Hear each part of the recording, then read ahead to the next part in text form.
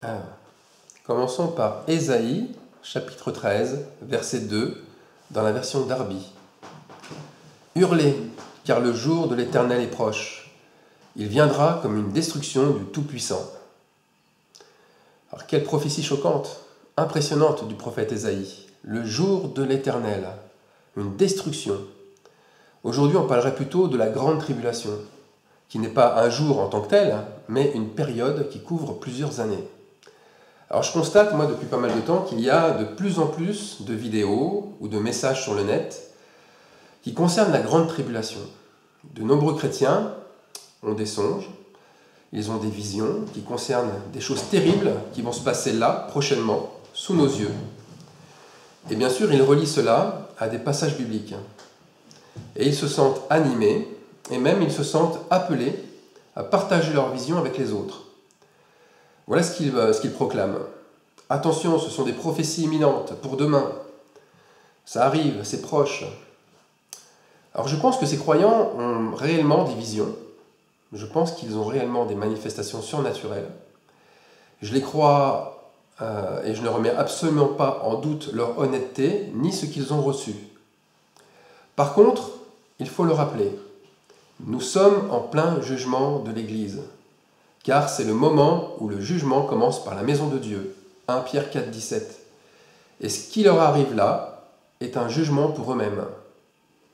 Ils se voient dans la grande tribulation. Ils sont à l'intérieur de leur vision. Eux se considèrent comme faisant partie des vierges sages et du peuple qui a reçu la connaissance de Dieu.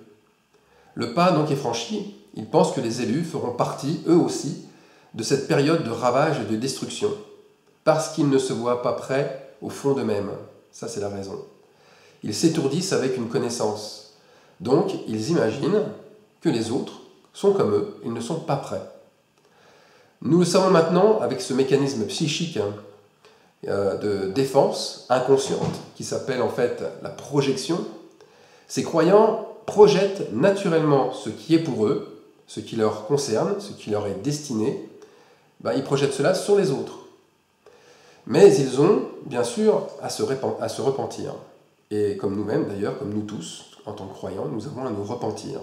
Le message est clair, pour tous ces chrétiens, ils ont à se repentir, et pas dans le sens d'éprouver des remords, mais réellement aller en profondeur, s'il le faut, dans la prière et le jeûne, pour passer par cette étape qui est cruciale. Sinon, ce qu'ils ont vu, ils vont le vivre, c'est naturel. Ils voient en fait des choses terribles arriver, ils voient des cris, ils voient des hurlements, de la détresse, des douleurs, des égorgements, des assassinats, des guerres, des cadavres dans les rues, du feu un peu partout, et ils se voient eux, au milieu de tout ça, subissant toutes ces horreurs. Alors moi aussi, je ne doute pas, toutes ces choses qu'ils voient sont bien réelles. L'Antéchrist sera incarné dans un homme qui est impie. Et Paul, Silas, Timothée, dans l'épître aux Thessaloniques, nous dit bien que c'est l'homme du péché, le fils de la perdition. Et les croyants qui seront restés vivants, à ce moment-là, devront renier leur foi ou sacrifier leur vie, car le sang de Jésus ne les protégera plus. Ils n'ont plus le casque du salut pour se protéger, et donc leur tête sera fragile. Ils devront d'ailleurs leur salut qu'au péril de leur tête. Alors toutes ces visions que reçoivent en ce moment de nombreux frères et sœurs, elles leur sont personnellement destinées.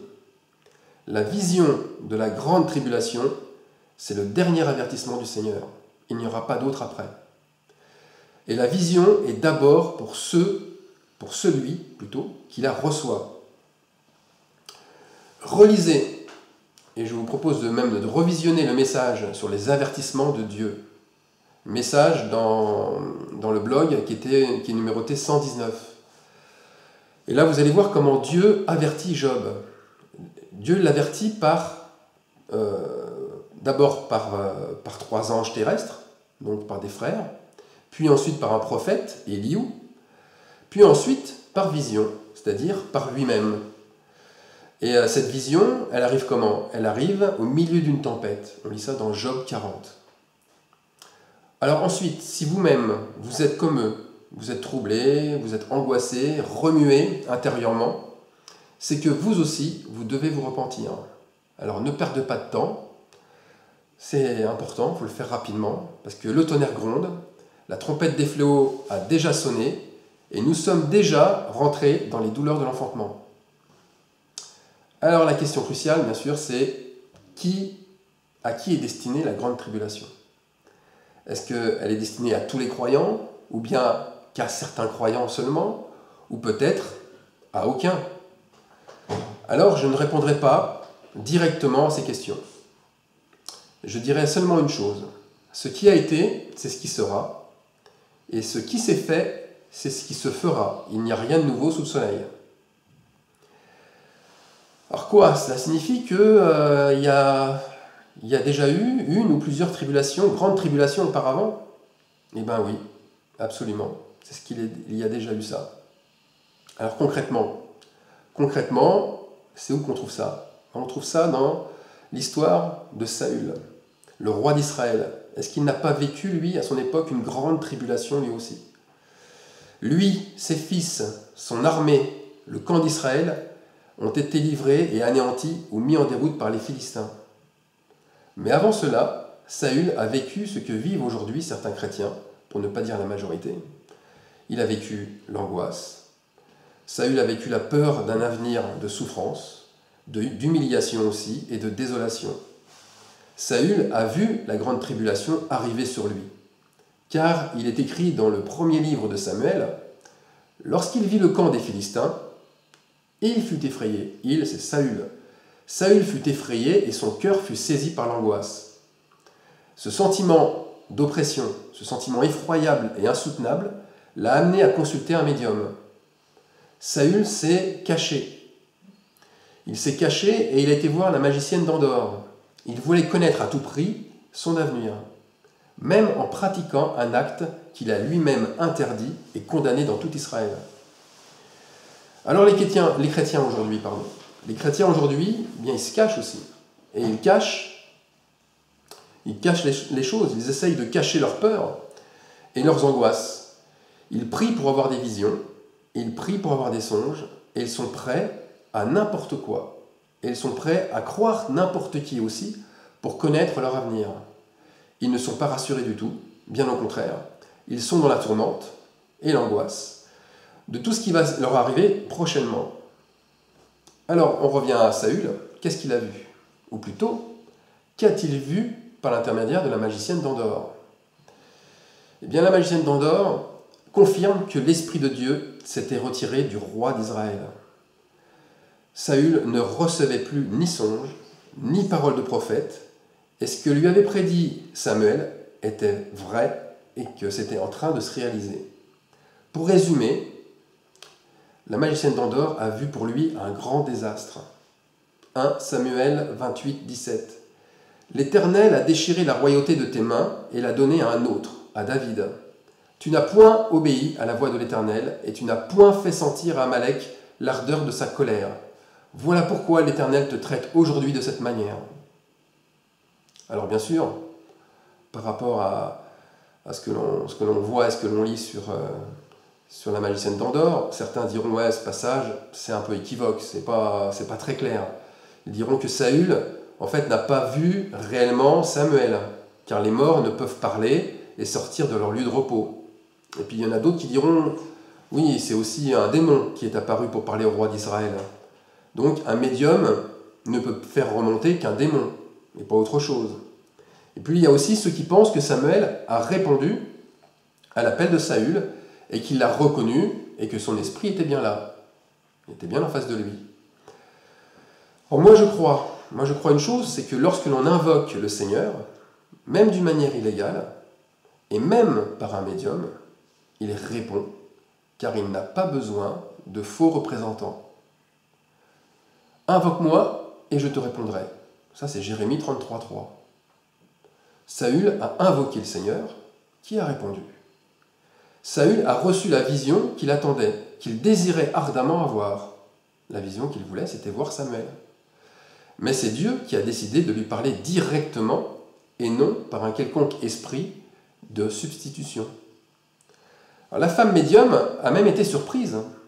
Elle ne s'attendait pas du tout à voir ce qu'elle a vu. Et elle le dit, c'est Dieu qui l'a vu, et non des esprits. Son étonnement fut tel qu'elle poussa même un cri de stupeur. Elle savait que Dieu avait pris la forme de Samuel, d'une théophanie. C'est-à-dire qu'il a changé de forme, Dieu, pour lui parler justement. Et la confirmation se trouve dans 1 Samuel 28, versets 13 à 14. Je vous le lis. La femme dit à Saül, « Je vois un Dieu qui monte de la terre. » Il lui dit, « Quelle figure a-t-il » Donc il, c'est Saül. « Quelle figure a-t-il » Et elle lui répondit, « C'est un vieillard qui monte. » Et il s'est enveloppé d'un manteau. Saül comprit que c'était Samuel. Oh là là là là, les traductions, décidément. Là, on est en plein dans des traductions qui sont fausses. Et il y a une grosse coquille. La coquille, c'est « Je vois un Dieu qui monte de la terre ». Un Dieu, c'est écrit en minuscule.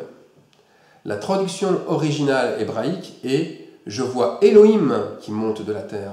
Elohim, c'est le seul vrai Dieu, et il doit être écrit ici, non pas en minuscule, mais en majuscule, comme cela est écrit dans la majorité, normalement, des versions. Alors, la traduction Louis II, et même la majorité des versions, sont vraiment équivoques, puisqu'elles traduisent avec un D minuscule déjà. Il n'y a que la version Martin qui traduit avec un D majuscule. Dieu avec un D majuscule. Les autres laissent supposer, et c'est là que c'est grave, elles laissent supposer que c'est peut-être un démon, ou bien qu'on a affaire à un Dieu humain, c'est-à-dire comme Samuel pourrait l'être vis-à-vis de Saül. C'est-à-dire qu'on voit bien que Saül s'est fait une idole avec Samuel. Alors là, ce n'est pas mes suppositions, c'est évident, nous savons comment, par la fin du verset 14. Saül comprit que c'était Samuel. Saül s'inclina, le visage contre terre, et se prosterna. Lui, le roi d'Israël, se prosterne devant un homme. Aucun roi se prosterne devant un homme. Et il se prosterne devant un prophète. Et de plus est, il est mort. Ben dis donc. Eh bien, on peut dire que voilà ce que font de nos jours les chrétiens. Ceux qui ont des visions, ils se prosternent, tout comme Saül, devant leur vision, c'est-à-dire devant elle comme si Dieu était devant eux. Ils se prosternent devant toutes les visions qui leur montrent une forme humaine, surtout si c'est un prophète qui apparaît. Ça y est, ils ont vu Dieu. La signature divine est placée sur leur vision qui leur donne alors toute crédibilité. Ils ont vu l'image du Dieu vivant, donc ils se sont encore fait une image taillée de ce qui est dans les cieux.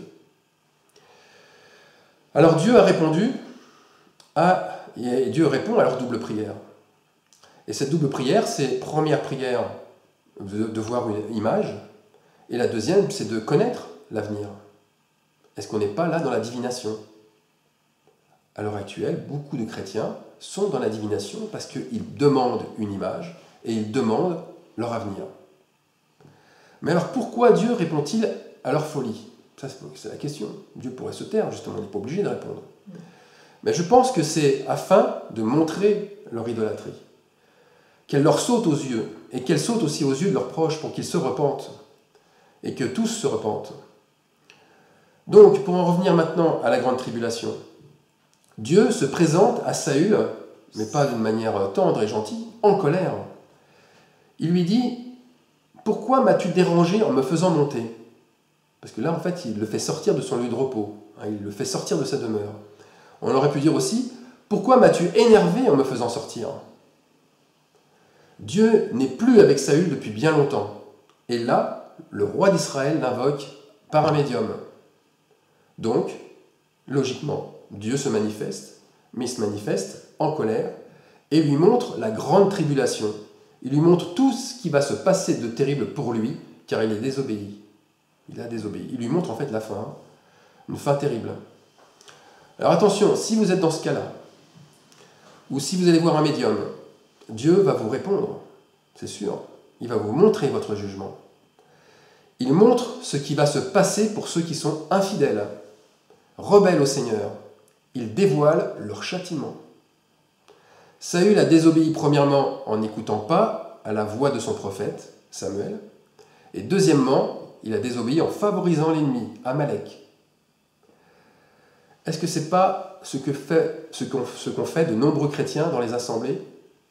en n'écoutant pas la voix de Dieu, en étant hermétique aux vrais prophètes et en préférant engraisser des pasteurs, on dirait plutôt des boucs déguisés en brebis, en pourvoyant aux besoins des faux prédicateurs, des faux oins ennemis de Christ qui annoncent en fait des hérésies, et tout ça à leurs ouailles, et qui maintiennent ces boucs, enfin qui maintiennent, pardon, leurs brebis, les boucs maintiennent leurs brebis dans des enclos enfermés.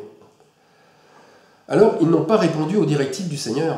Le Seigneur, par 3 fois, leur demande « M'aimes-tu » Souvenez-vous, à Jean, on lit ça dans l'évangile de Jean, Dieu pose la question 3 fois à Jean « M'aimes-tu ?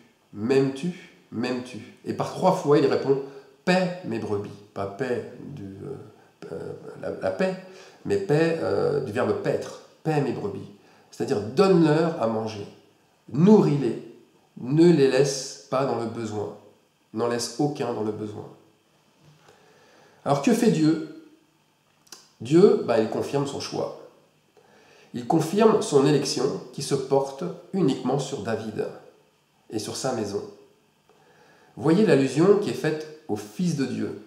Les fils de David seront comme David. Ils hériteront la royauté. L'un est destitué, il est destitué de ses droits, c'est Saül, et l'autre, il est investi de ses droits, c'est David. L'un est déchu de la grâce, l'autre reçoit la gloire, la couronne de gloire.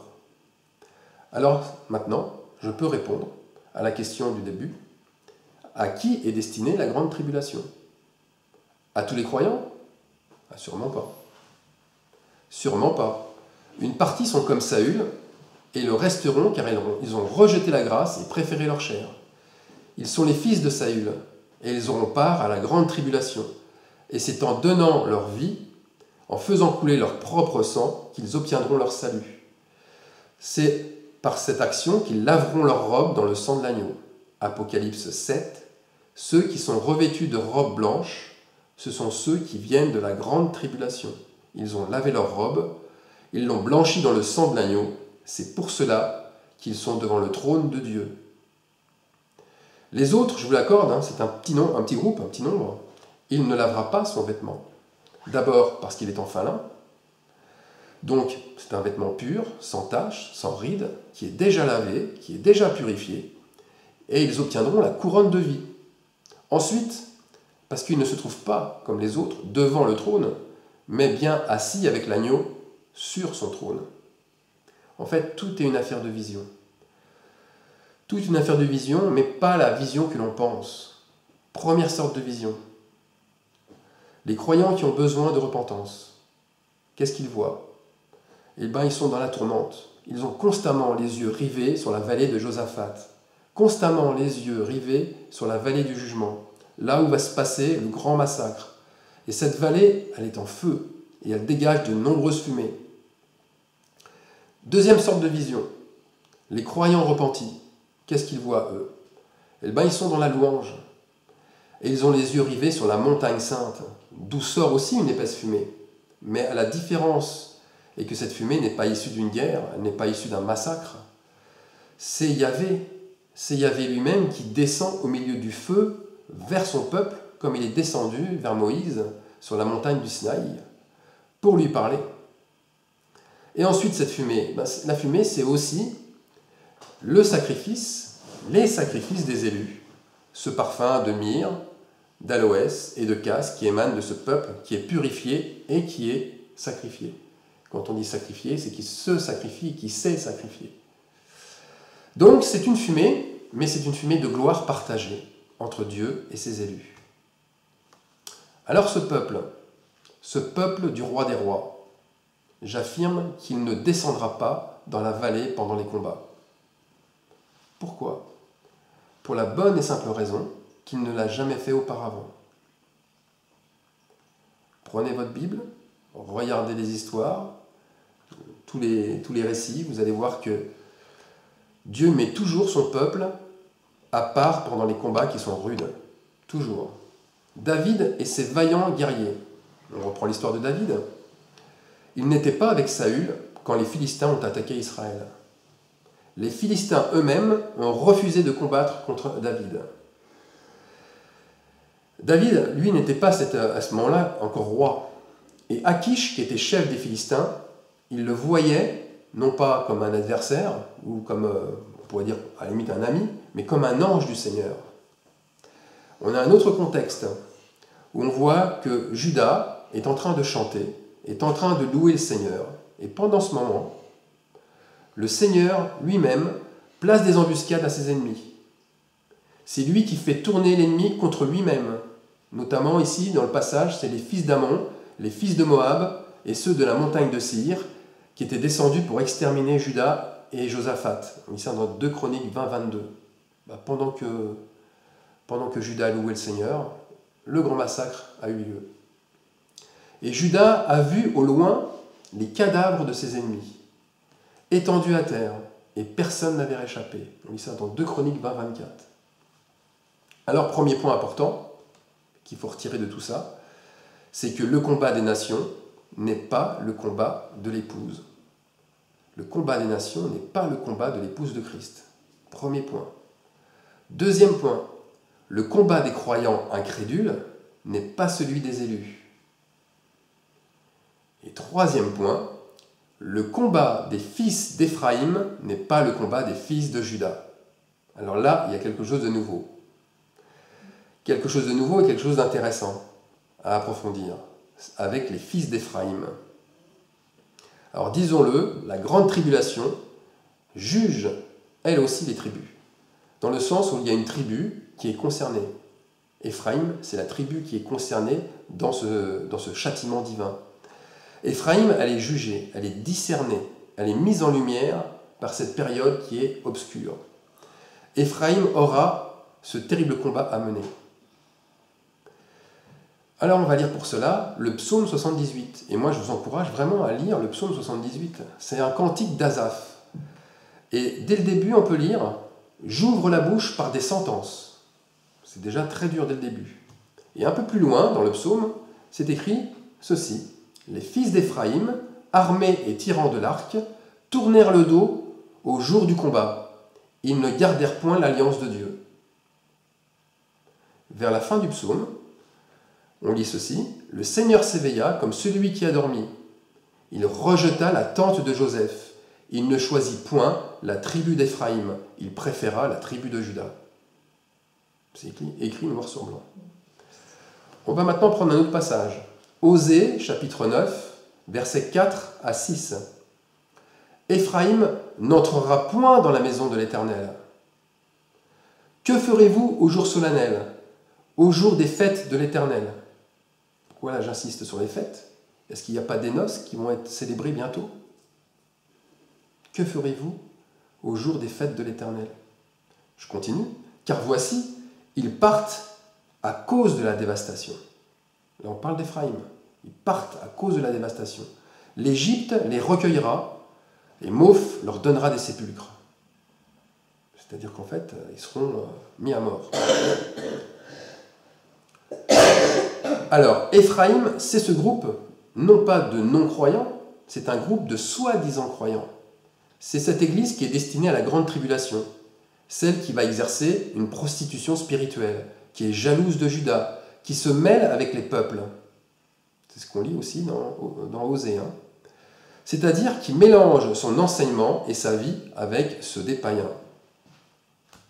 Prostitution, adultère, mélange, jalousie, tout ça, c'est dans le livre d'Osée, Osée le prophète. Osée le prophète est celui qui prophétise le plus sur Éphraïm. Dès le chapitre 4, Éphraïm est dévoilé. Voilà ce qui est dit. Éphraïm est attaché aux idoles, laissez-le. C'est un ordre. Leurs chefs sont avides d'ignominie. Le vent les enveloppera de ses ailes et ils auront honte de leurs sacrifices. Par leurs sacrifices, les infidèles s'enfoncent dans le crime, mais j'aurai des châtiments pour eux tous. Eux tous. Dieu appelle ce peuple une colombe. Mais pas une colombe simple, une colombe stupide, sans intelligence. Pourquoi? Parce qu'ils implorent l'Égypte, ils vont vers les Assyriens. Toujours dans Osée. Donc ce sont aujourd'hui les chrétiens qui ne comprennent pas la loi, qui ne comprennent pas les commandements de Dieu. On voit bien, pourquoi ils sont stupides et sans intelligence? Ils n'ont pas l'esprit du Seigneur. Éphraïm, je lis un peu plus loin, Éphraïm a fait des présents pour avoir des amis. Il a fait des cadeaux pour avoir des amis. Ça signifie qu'en fait, l'argent, c'est le lien social d'Éphraïm. Plus loin encore, Éphraïm est un ennemi dans la maison de son Dieu. Sa racine est devenue sèche, ils ne porteront plus de fruits. Là, on se rappelle du message sur l'arbre qui donnait justement des fruits, l'arbre qui était pas sec, le figuier qui n'était pas sec, mais le figuier fertile. Là, c'est un figuier sec. Donc Osée va encore voir une autre chose, c'est qu'il va voir la grande tribulation qui va tomber sur ce peuple d'Éphraïm. Et il va montrer en fait le châtiment qui est sur ce peuple. Je lis. Éphraïm sera dévasté au jour du châtiment. Éphraïm est opprimé, brisé par le jugement, car il a suivi les préceptes qui lui plaisent. Je répandrai sur eux ma colère comme un torrent, mais j'enverrai le feu dans leur ville, et il en dévorera les palais. Je serai comme un lion pour Éphraïm. On sait ce que fait un lion, hein, ça déchiquette, ça dévore, ça laisse rien. Je serai comme une teigne pour Éphraïm. Et une teigne, ça vous colle des démangeaisons à n'en plus finir, c'est une horreur aussi. Hein. C'est une plaie. Hein. Donc, Dieu sera une plaie pour Éphraïm. Éphraïm ne restera pas dans le pays de l'Éternel. Éphraïm retournera en Égypte. Son iniquité est gardée, son péché est mis en réserve. Son péché est retenu. Ils mangeront en Assyrie des aliments impurs, plus de naissance, plus de grossesse, plus de conception. Et là, ça devient dur. Il mènera ses enfants vers celui qui les tuera. S'ils ont des enfants, je ferai périr les objets de leur tendresse. Éphraïm sera transporté en Assyrie pour servir de présent au roi. C'est-à-dire que ces croyants verront leurs enfants non seulement mourir, mais eux-mêmes seront donnés en pâture à leurs ennemis, comme des présents. Alors pourquoi Dieu agit-il ainsi avec ce peuple rebelle? Osée nous le dit encore de façon très claire. Éphraïm a irrité l'Éternel amèrement. Son Seigneur rejettera sur lui le sang qu'il a répandu. Éphraïm parlait, c'était une terreur. Il s'élevait en Israël, mais il s'est rendu coupable par Baal et il est mort. On voit bien qu'ici, Éphraïm sert un faux Dieu, prie un faux Dieu et parle avec terreur dans les assemblées. Terrorise les croyants.